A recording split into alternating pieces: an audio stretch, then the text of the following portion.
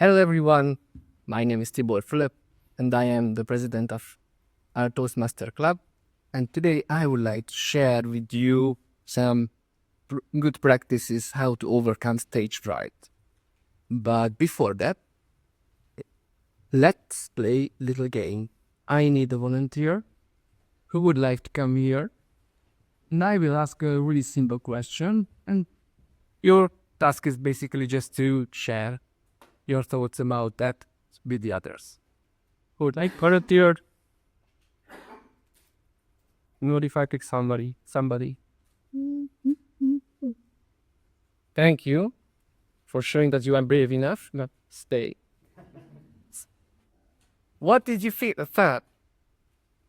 It was some kind of fear, or you thought that somebody will just come out and you don't really have to do something?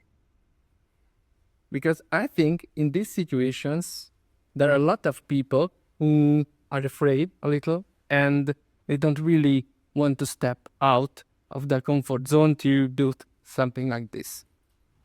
But why? People fear of a lot of things, and public speaking is on the third place. And this means that people are more afraid than from spiders or even from death. So they choose death, then come out to the stage and share their thoughts. But I think most of us think that public speaking is about this, if you stay in front of a big audience and you share something. But it is also the same case when you have a meeting with others and you talk about something, or basically if you tell a story to your friends, to relatives. And I think in all of these situations, we can use different kind of strategies to cope with the situation. Today, we will talk about what is this fear, what is comfort zone basically, and how to handle it. We will face our fear. We will learn several techniques to deal with this. I will talk a little about breathing and stretching, other poses and smiling. And also I will share some advanced techniques which are not able to fit into half an hour presentation.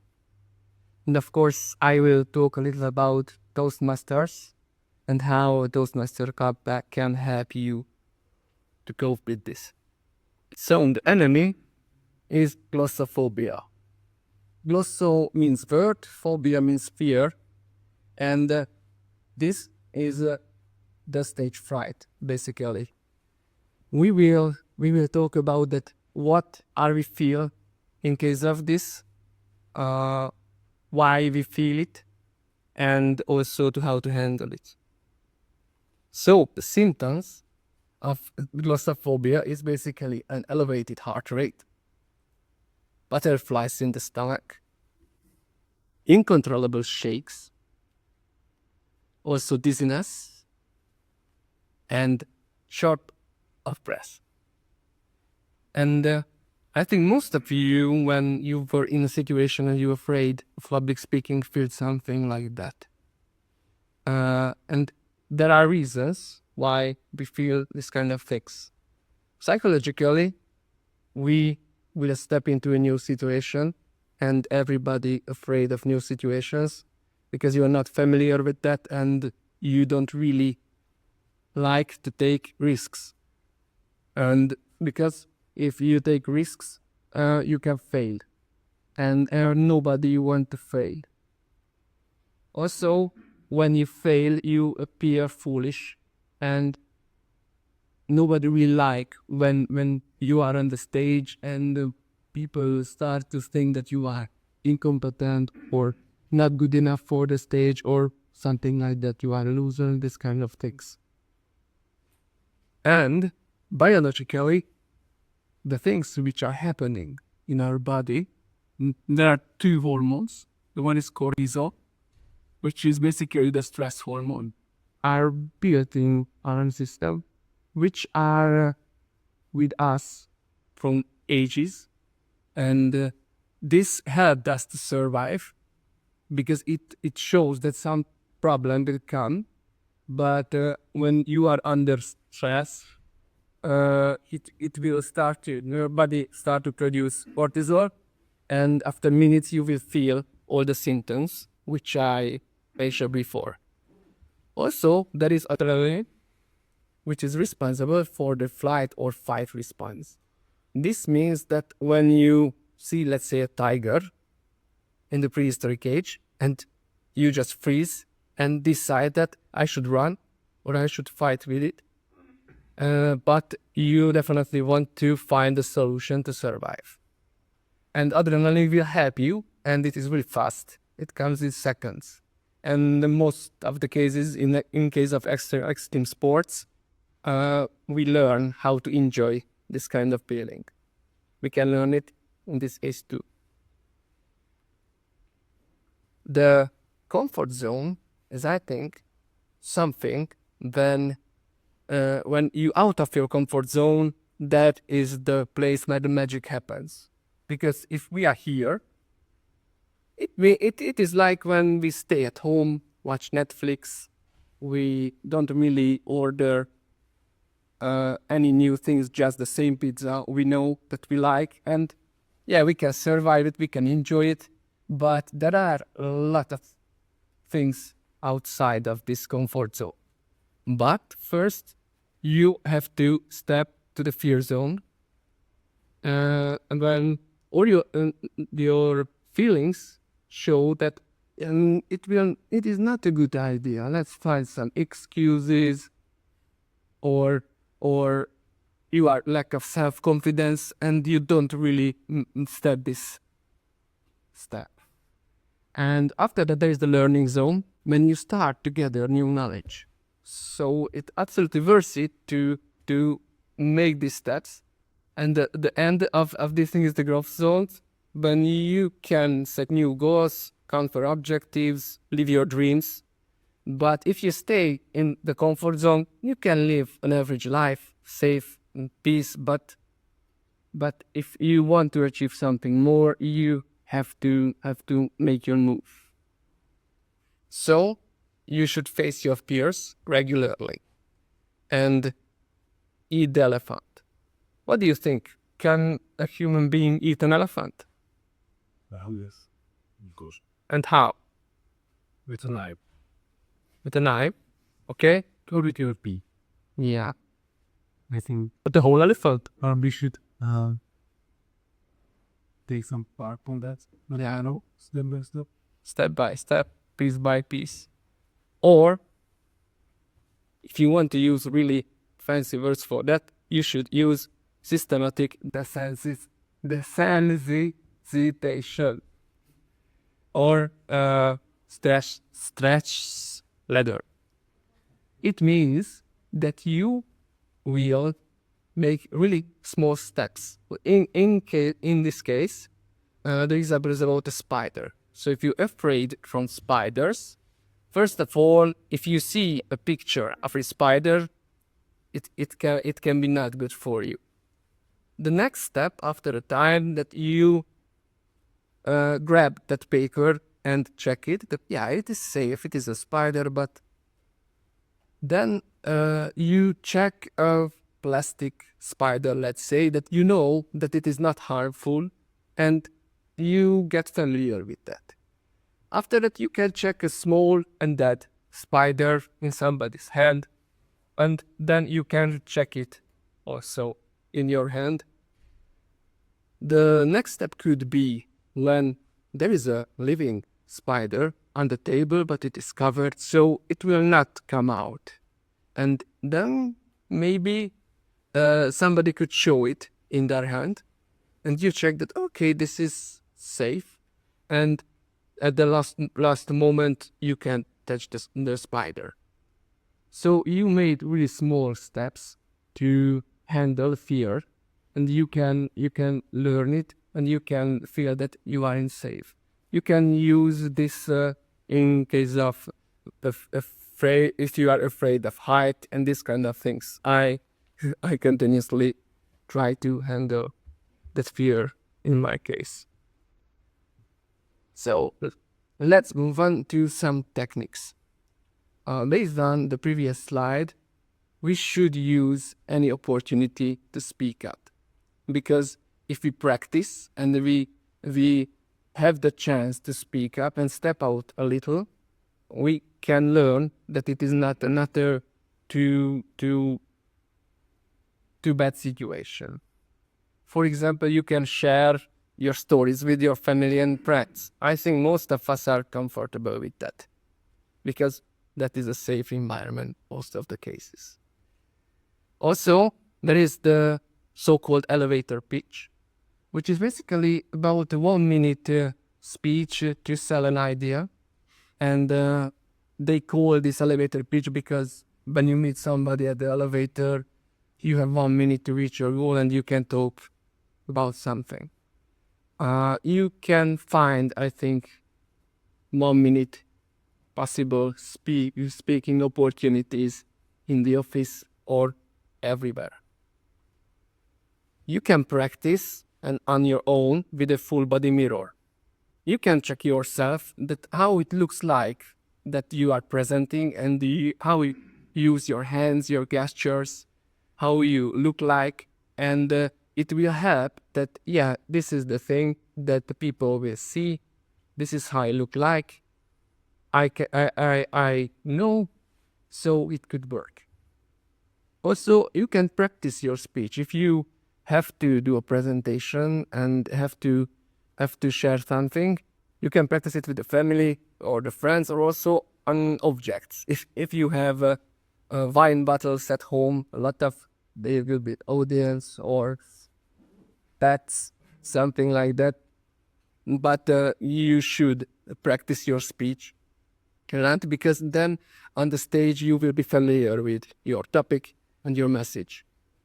Also, you can record yourself, because it is really easy with the phone or something like that, and analyze it. What are you do during your presentation, and you will learn how to not to do unnecessary moves and this kind of things. Or even you can try Toastmasters. I will explain it a little later.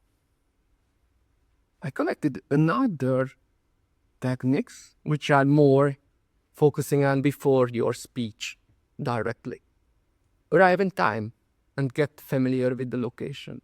If you are in the location that you were before, and you know how to deal with the different technical stuff, how big is the stage, what are the lighting, this kind of things, it will be easier to be there and talk, because you don't really have to focus on this. Also, know your first 3 sentences. If you move to the stage, the most frightening moments are the first 3 sentences, because then you are not familiar with the stage yet, and if you know them by heart, you know what to say. You don't really have to think about it, and you just start, and then everything will move on. Also, these are working for somebody, or you can try it. Listen to music before the show. It could calm you down, or it can energize you. I think music is a really great tool to get energy, or to get to flow, or something like that. And if you want to find your mood, or a good mood for the stage, you can listen music before it. Also, you can use stress-releasing essential oils like lavender. And basically both. You can try it if you want. These essential oils have a lot of health benefits. Okay, a really important part is that you should improve your breath. If you do or have a deep breath, and then your cortisol level will decrease, and it is, I think, better if you inhale in your nose and exhale in your mouth. Have you ever tried yoga before or singing professionally, they have special breath techniques, and deep breath means more oxygen and less stress. About the different kind of breathing, there are chest breathing and stomach breathing. Chest breathing means that you inhale to your upper body and your shoulders start to move up. And the stomach breathing means that you inhale this part of your body and your shoulders naturally move. Everybody can try it, I think. But there are several practical ways to learn this kind of techniques. So let's do some exercises together. These are really easy things. So I would like to ask you to stand up. And the first exercise will be the head bower. I think everybody understand the words. So you inhale this way and exhale this way. Okay. Another round. Oh, now we should make picture. Okay. So this is a great way to open up and have a really deep breath. Also, there are the flyers, which means the same thing. You should use your hands like a bird. So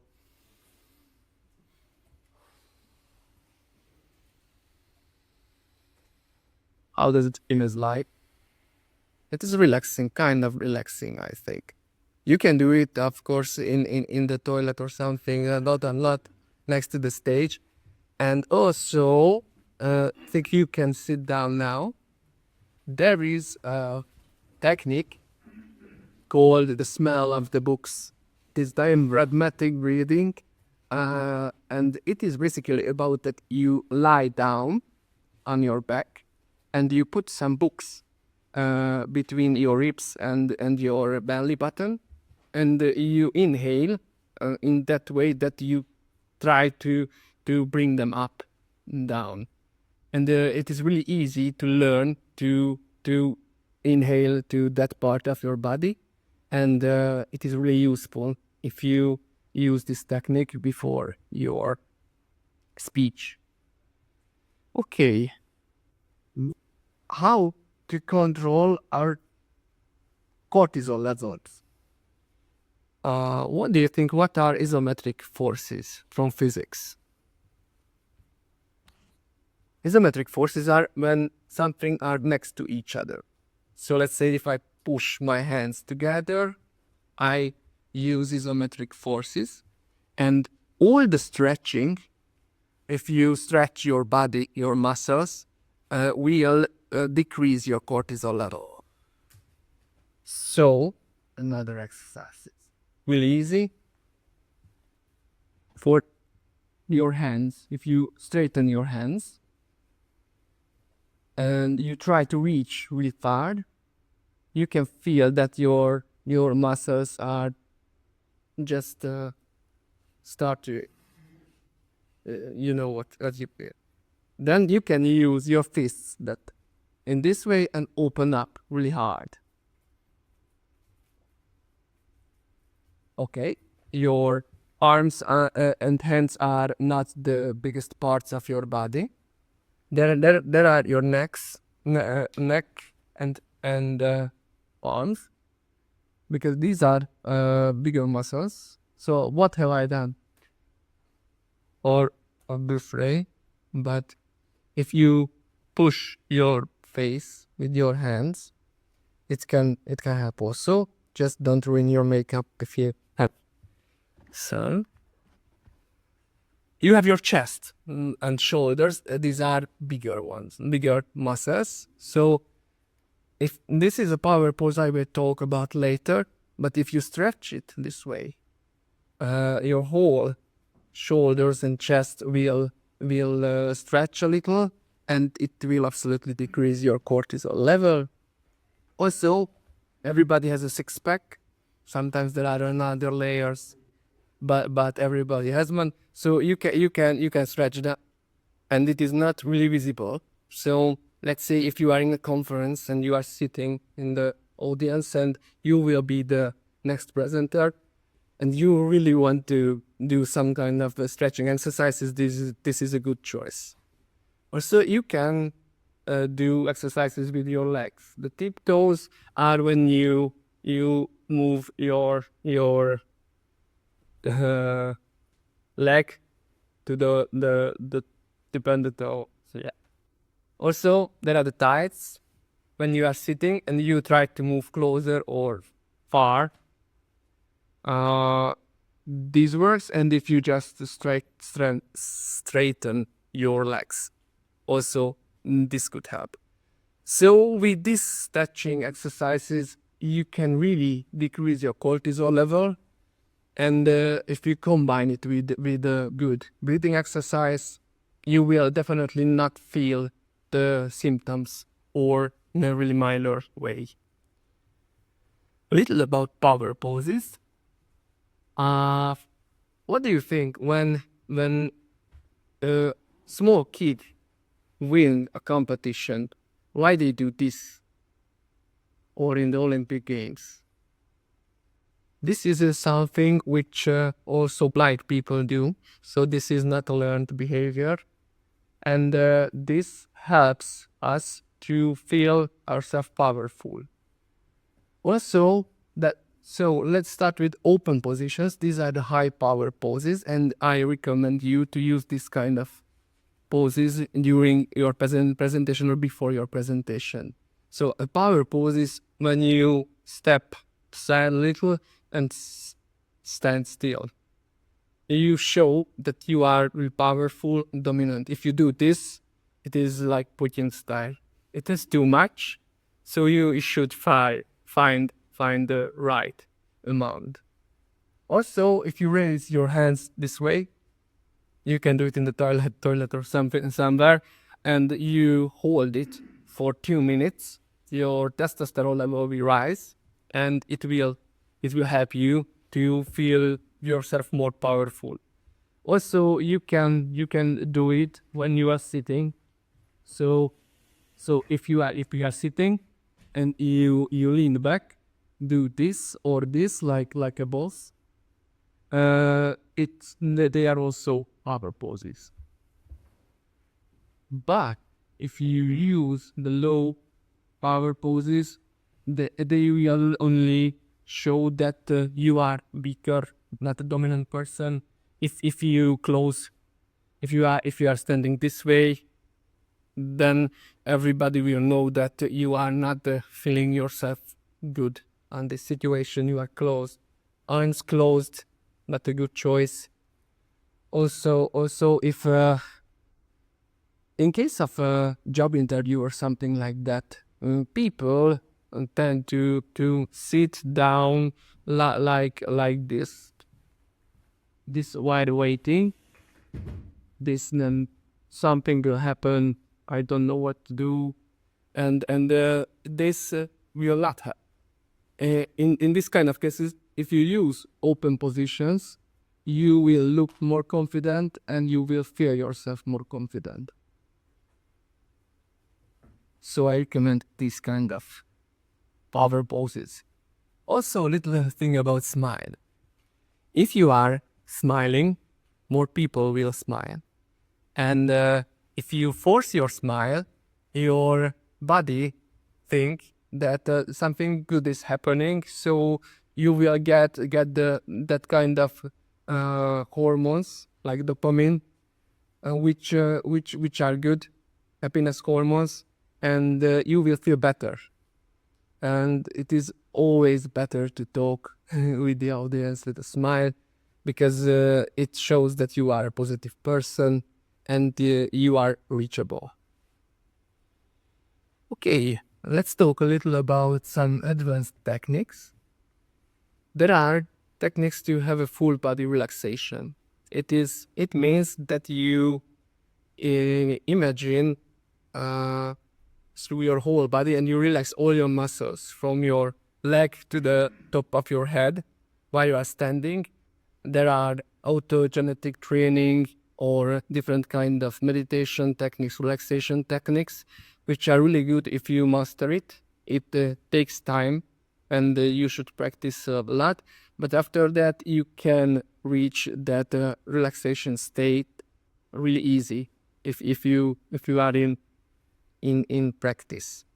Also, visualization is a really good technique to visualize that you will do a perfect speech. You can imagine all the details, all the sounds, all the smell. You can imagine it really vividly how will it looks like, and how will you feel yourself in that situation, and it will be positive thing. So you will think about presenting in front of an audience that it is a positive thing, so you can learn it. And I would recommend for these two things an application called Headspace. I use it more than 1 year now, and it is basically about mindfulness. There are several projects when you just listen a 10-minute long guided meditation, and they are focusing on several things. They have really good practices for before presentation, let's say, but how to get more self-confidence, how to deal with different situations, deal with anger, how to find balance in your life, how to be aware, let's say, and handle things in a better way. And I think this is a pretty good example that if we are having a lot of thoughts in our mind and we are not in the moment, it is harder to do anything. But if we learn how to focus on to the present, I think it can help us in a lot of ways. Also, you can create a routine about all these kind of techniques. So a step-by-step guide that, I will do a little stretching, another stretching, then I will have to breath, I will imagine that how will it all looks like, and so on. So if you have a routine, then it is easier to not think too much about it because you know what to do. You just do the steps and it will work. Okay. Let's talk a little about Toastmasters. So Toastmasters clubs are basically about public speaking and leadership skills. And we have a Toastmaster club, the Nufia Budapest Toastmaster Club here, and we every week practice how to step out for the stage and share presentations with each other and do improvisational speeches and give to each other feedback. Because this is a safe place to practice, because nobody will get hurt when we make a mistake, or nobody will feel themselves foolish, because it is a supporting environment and everybody are there to grow and to practice. Everybody will get and learn how to give a positive constructive feedback, because all the Toastmasters sessions are about giving feedback, how to improve your speech, how to be better, what we liked in your presentation, and if we have really experienced speakers, I think they can give really good advices how to improve. Also, Toastmasters is a worldwide organization and they have really huge knowledge base about leadership, presentation, time management, and everybody get access, and you can choose what topic is interested to you the most and dig into that deeper. Because everybody has a self-paced learning program. You decide that, I would like to be better in team collaboration, and I would like to learn techniques how to be better. So I will do presentations about this kind of topics, and I will learn how to create a structure in my speeches, and then how to keep the time and so on. because there are prepared speeches, and also in every session we have improvisational speeches, which is a possibility for everybody to step out and try what it feels like. And it is that you get a question and you have to speak for 1 minute about that. As I mentioned, it is a really friendly environment, and most of the time we have a really great time. I think it energizes us, and it is a good community. So we have our sessions on Wednesday from 4 p.m. to 5 p.m. here at the same conference room. So feel free to come and check how these sessions looks like. And if you like it, you can practice it. And if you feel that you are a really great presenter and you know everything about public speaking, come also and share your thoughts. How can the others improve and help the others to grow? So, what we learned today, we basically hopefully understand what is stage fright. We faced it, and I think you should seek opportunities to practice and practice a lot. It is really important, because if we not practice, it will not really help. A good tip to arrive in time and check the location. Know your first 3 sentences. Also, take a breath and stretch. Use power poses and smile. And also you can try advanced techniques like relaxation or visualization. Join the Toastmasters Club to practice. And of course, at the end, enjoy the applause. Thank you.